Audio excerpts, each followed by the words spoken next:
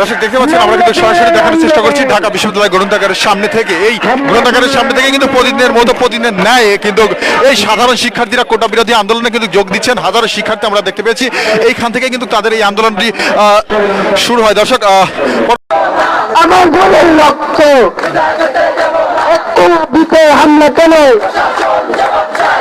দিতে হামলা কেন, টাঙ্গাইলে হামলা কেন, ভোলায় হামলা কেন, 18-এর হাতিয়ার, 71-এর হাতিয়ার, 52-এর হাতিয়ার, এগুলোচিত রক্ত, রক্তের বন্যায়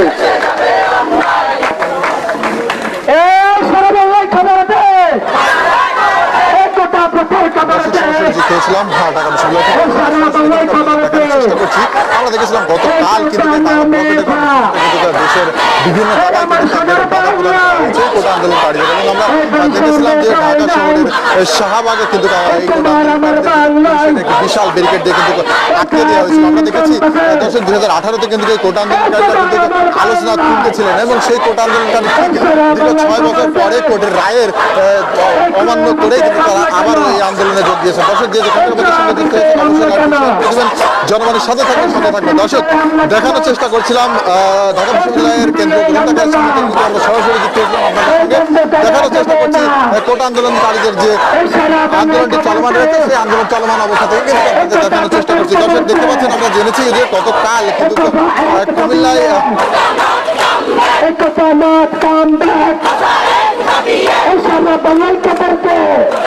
দর্শক আমরা দেখেছি যে গতকাল কিন্তু কুমিল্লায় যে কোটা আন্দোলনকারীদের যে পুলিশের ব্যারিকেড ভাঙার সময় দেখেছি যে পুলিশের টিয়ার শেল নিক্ষেপ সহ যে ঘটনাটি ঘটেছে, আমরা দেখেছি প্রশাসনের যে ধাওয়া পাঠানোর যে ঘটনাটা, সেই ঘটনাটি কিন্তু আজকে তারা যে স্লোগান দিচ্ছেন, রক্তের যে স্লোগানটা দিচ্ছেন, তারা আমরা কিন্তু সরাসরি আপনারা দেখতে পাচ্ছি। দর্শক ইতিমধ্যে কিন্তু উত্তপ্ত হয়ে গিয়েছে ঢাকা বিশ্ববিদ্যালয় দাবি।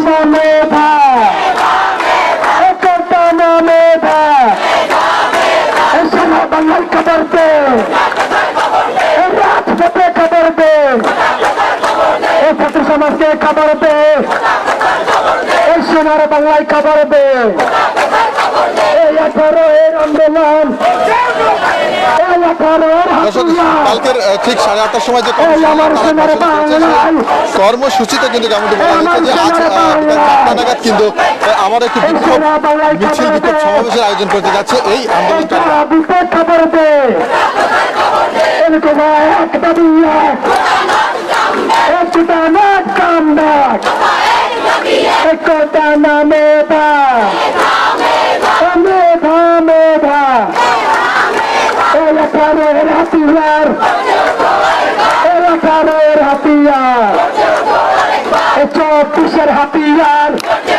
দর্শক আমরা একটু কথা বলার চেষ্টা করবো কোটা আন্দোলনকারীদের সঙ্গে।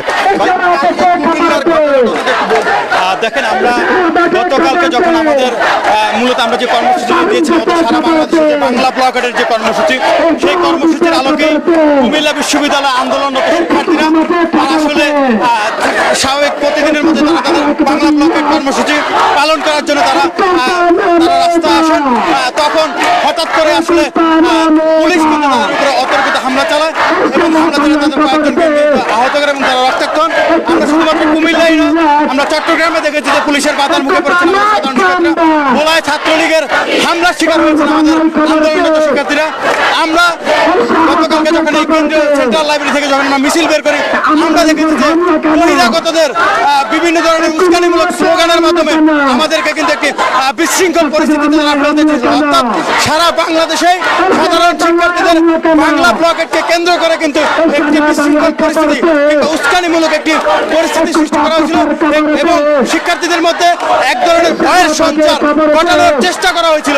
কিন্তু সাধারণ শিক্ষার্থীরা তাদের শক্ত হাতে এবং তাদের সাহসিকতার পরিচয় দিয়ে কিন্তু তারা সেই ভয়কে জয় করে দ্বিগুণ শক্তিতে উজ্জীবিত হয়ে শাহবাগ করে কিন্তু সফলভাবে আমরা আমাদের কর্মসূচি শেষ করতে পেরেছি।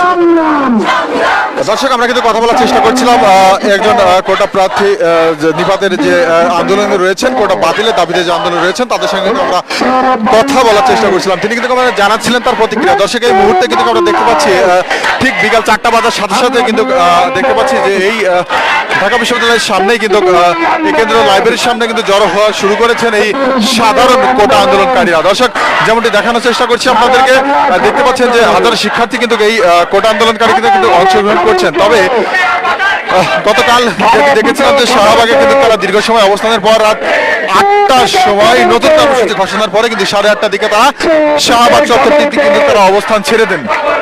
এই হলো খবর দে, সূর্যসেনে খবর দে, খবর দে, রুকিয়া হলে খবর দে, সুফিয়াতে খবর দে, অ্যাকশন টু অ্যাকশন, প্রতাপের বিরুদ্ধে